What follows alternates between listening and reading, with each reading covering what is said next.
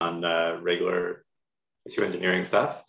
And yeah, 3.5, 4 years ago, decided to jump ship and start working on food. Awesome. So yeah, let's dive in and get started. So first off, next slide, what is wild type salmon? Let's start off with that. And next slide again. To put it very simply, we're crafting the cleanest, most sustainable salmon on Earth. Next slide. And to be more specific, we're crafting the world's first cell-cultivated salmon. You can see the final product up there. And our salmon is optimized for raw consumption. And when it really comes in what we call a soft look, typically bought by sushi chefs and others looking to create some delicious sashimi, poke bowls, or sushi rolls. So why did we land on seafood? Well, the amount of microplastics, mercury, and other contaminants found in wild and farm fish really adds a layer of issues that consumers have to be wary of when eating seafood.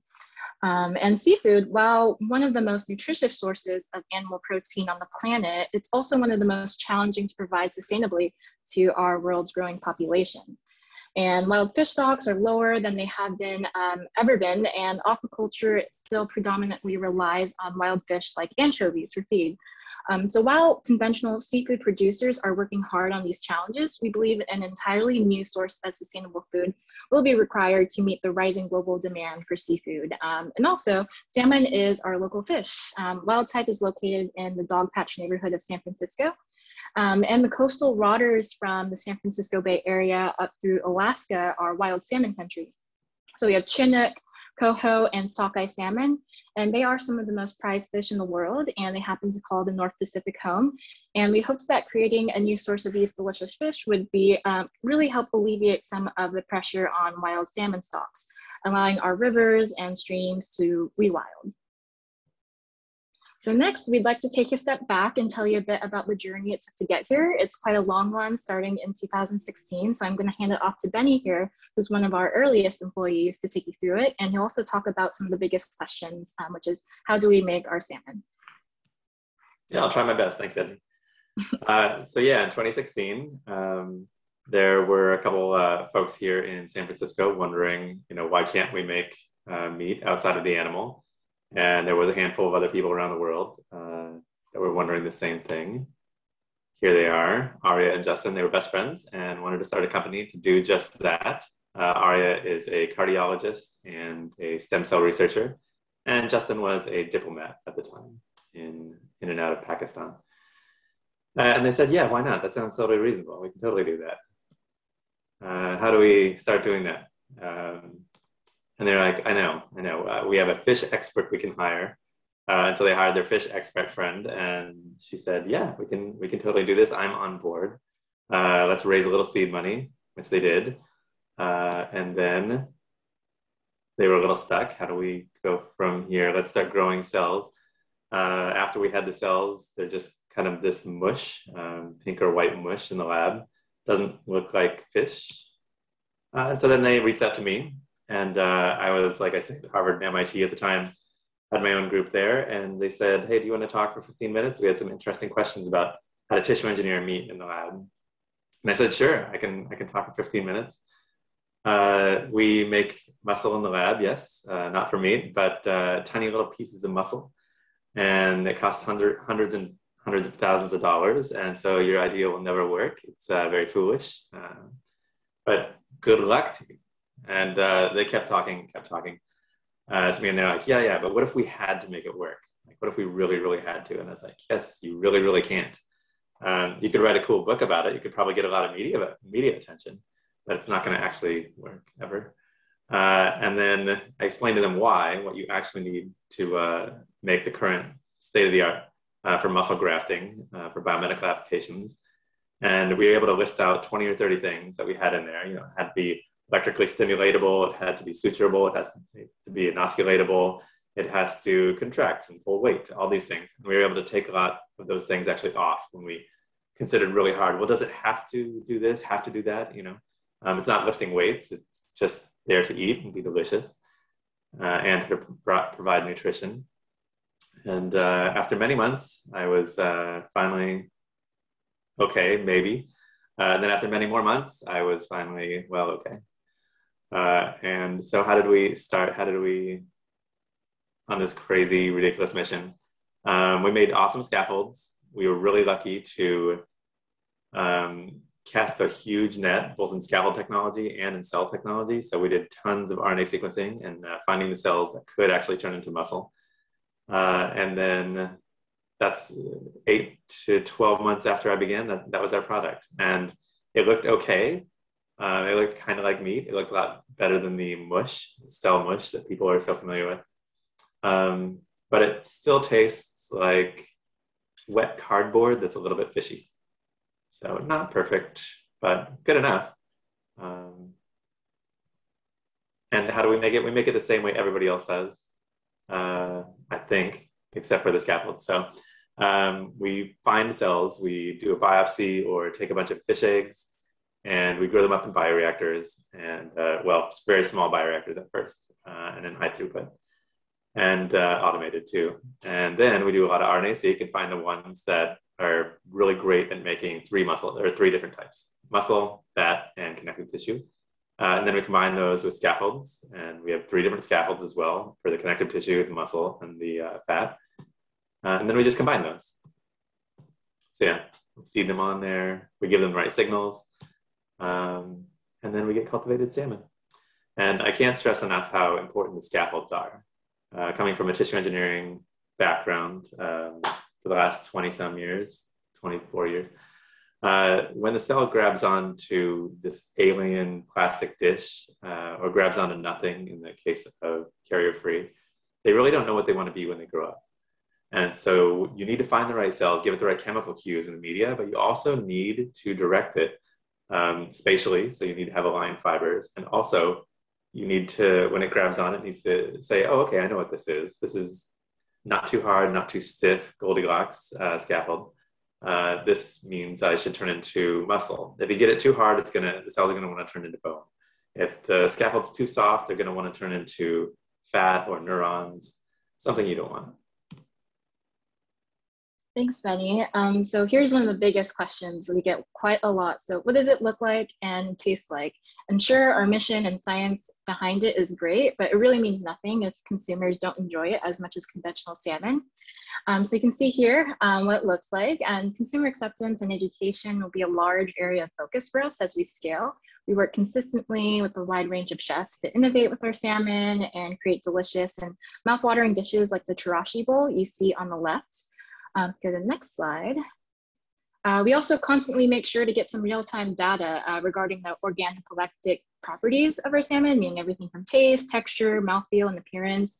We have an amazing food scientist. Her name is Yuko, and she runs internal sensory tests every week at our headquarters on Tuesdays. We also do external panels like the one you see here that we did with Oregon State University's Food Innovation Center. And we conducted a blind taste test with 120 consumers.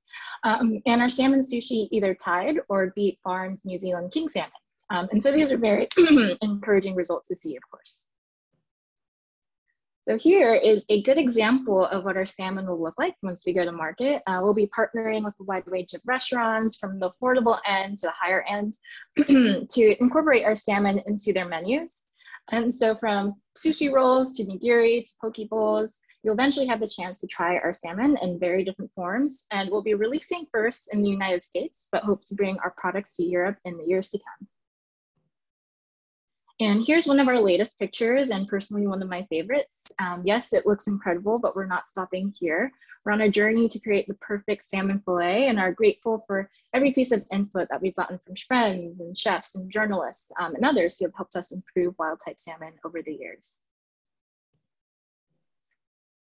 So here's a bit of B-roll of chefs preparing our salmon in real time. We thought this could be something fun to show you all because pictures can really only show so much. Again, a large part of our success will be how tasty and appetizing our food is. And consumers tell us that they want better products and more choices. And all meat and fish products, whether they are cell-cultured, conventionally produced, or plant-based, will have to earn consumer loyalty by competing on the same terms, really being taste, convenience, and cost. And although our production methods have the potential to address some of the shortcomings of conventionally produced products, we are building a company that will produce delicious, accessible, and affordable meat and fish. We also believe that it's really not helpful to disparage the companies that are currently putting food on our tables. Many of these producers are not only trying to use existing technologies to make their products more responsibly, but in some cases have even invested in cell culture technology. And rather than viewing current food producers as adversaries, we are exploring collaboration opportunities to efficiently offer consumers new options as quickly as possible. So yeah, there's just a little bit more footage of one of our awesome chefs working with our salmon.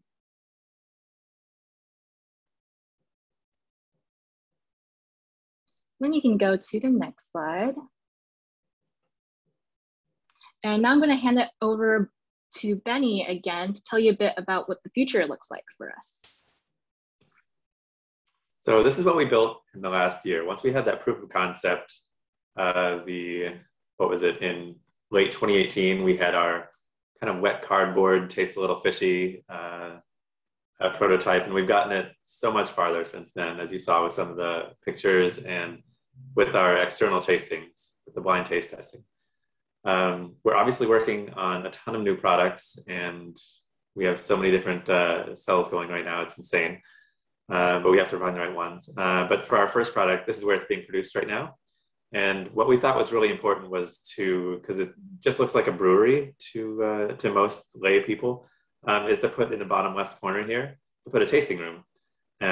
We stole the idea from Starbucks Roastery in Seattle. And it's gonna come out as such a Frankenfish to the general public. And there's gonna be a lot of scary stories out there on the internet. And so we wanted people to be able to come in, taste the product, and be able to see where it's made. See these giant brew tanks, that it's not really that scary. Yeah, this is what we built last year, and it's up and running. I think I have a picture of bioreactors in the next slide, but we do things the same way everybody does. Here's the bioreactors in the bottom center here. Just giant steel tanks, stainless steel tanks. But things are not all like well and good. For the industry, we have some major challenges to tackle. Again, scaffold technology is not perfect, not at all. We need to keep working there. That's the reason why I, again, came to Wildtype. We had some completely outside the box ideas that probably would never work. And then they ended up working really well. The bioreactors for cell growth right now, we do it the same way that Chinese hamster ovary cells are grown, to just scale up. But we need massive changes there. It's too expensive, it's too time consuming. We don't have the answer for that right now, but we're working like hell on it, and a lot of companies are, as you just heard from Mosa. And then the third part that very few companies, unfortunately, are working on, again, since I only saw the last presentation, I'll say that Mosa is doing a great job. The left farms too, doing an awesome job, is the bioreactors for tissue maturation. So they look really similar, giant stainless steel tanks, but they have to be able to take the cells to the next step. So you need to be able to combine the scaffolds and the cells for the tissue maturation final step. And so that requires massive redesign, and we've got to get those costs down too, because they are insane right now. And we also wanted to end by giving you a peek into Wildtype life. This right here is the team that makes it happen. And every single person in this picture, save for the ones that didn't come in on photo day, played an important and crucial role in all the work that you've just seen us present on. We're 35 people strong right now, and we are steadily growing. If you go to the next slide, we also do things outside of making seafood. Benny is actually our social committee lead and organized pretty much everything you see up here. Benny, you got anything to say about life at Wildtype? Yeah, similar to like the 9 years at MIT, we want to work our asses off during the week, and then Friday, Saturday, go crazy and blow off steam, have a lot of fun, actually get to know people on different teams.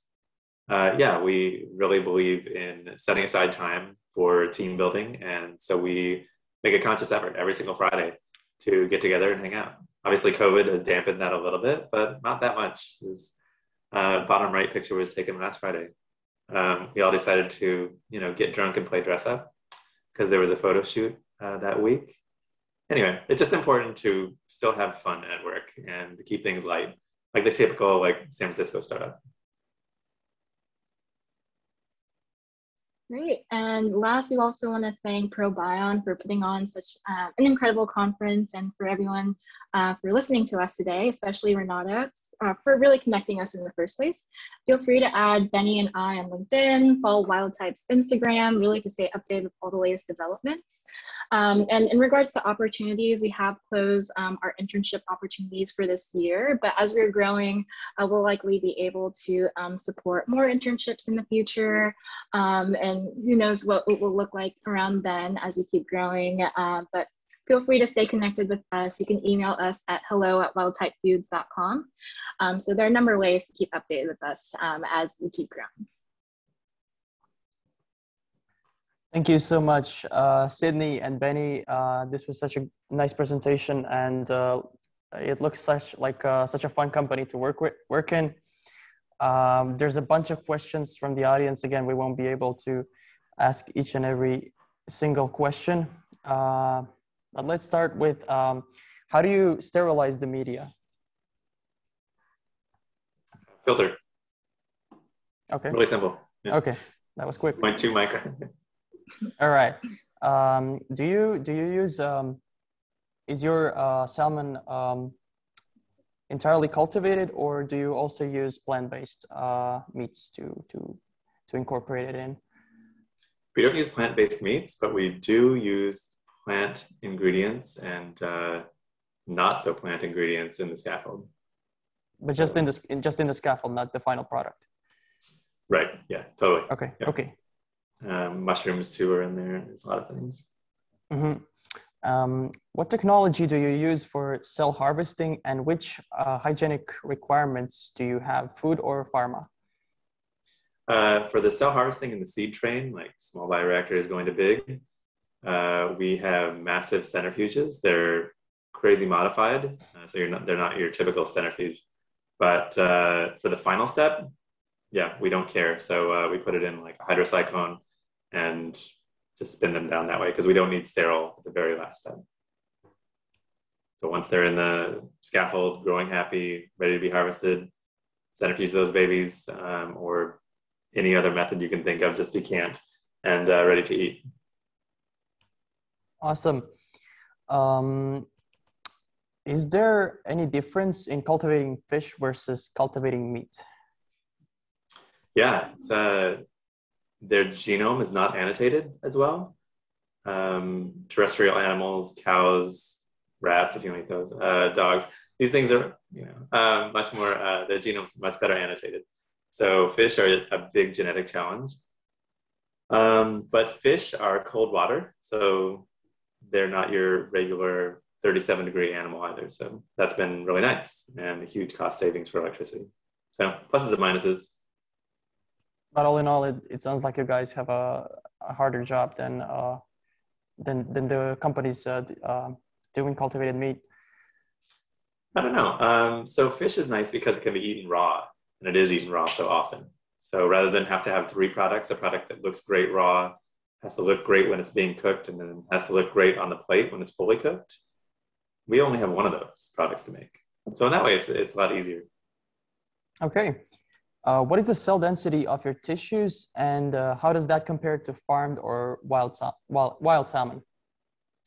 Yeah, we do this constantly. Whenever we send our stuff for histology, we send salmon muscle too. We really don't know. We know how many cells we put in, and that is it's look-upable, the standard for tissue engineering, highest density you can get. And then we put them in the scaffold, and they proliferate like crazy. So at the end, I can tell you the histologies look really, really similar. You can look at it by DAPI as well, and it's chock full of cells, but I don't know the exact number. We haven't done an exact density calculation. It's actually kind of hard to get a perfect, we've debated this so much, to get the perfect number of cells, especially for muscle, multinuclear type tissue. It's really hard to get that number out of a solid piece of meat. Yeah, I can imagine. But semi-quantitatively, we really do care about that. And so it's the #1 ingredient in our product. We know that for sure, even when the cells are first seeded in the scaffold. Mm-hmm. If you can disclose, do you use fetal bovine serum or not? Yeah, different cultures. Like I say, we have so many different strains going. Some do use FBS still, obviously at the lowest level we can get them. And others we've gotten to wean off FBS completely. So we have alternatives that we use. Okay. But we're not like not ordering it ever again. You know, every time you bring a new organism down from 10%, 20% FBS, it takes time. Right. Is cultivating meat lowering the microbiological and toxicological risk compared to wild-caught salmon or wild-caught fish? Yeah, completely. For spoilage and other things, we had some really early prototypes that were seeded, and I took them out. They were like in the back of the fridge for a year and a half. And we also had the controls. It's a regular salmon that was just black with mold and nastiness. But this salmon that we grew that should be sterile looked great. Opened up the little conical tube, the 50 ml that we're so familiar with as scientists, and it had no smell to it. It was great. So I suppose it'll have a longer shelf life as well.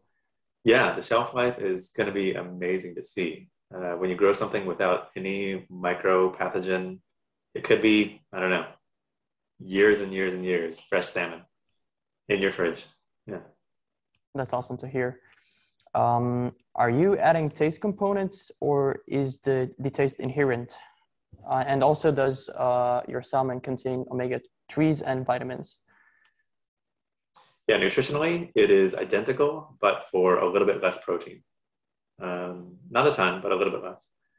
And we're working on that actively. For the flavor, half comes from the cells and half comes from the scaffold ingredients and what we feed the cells.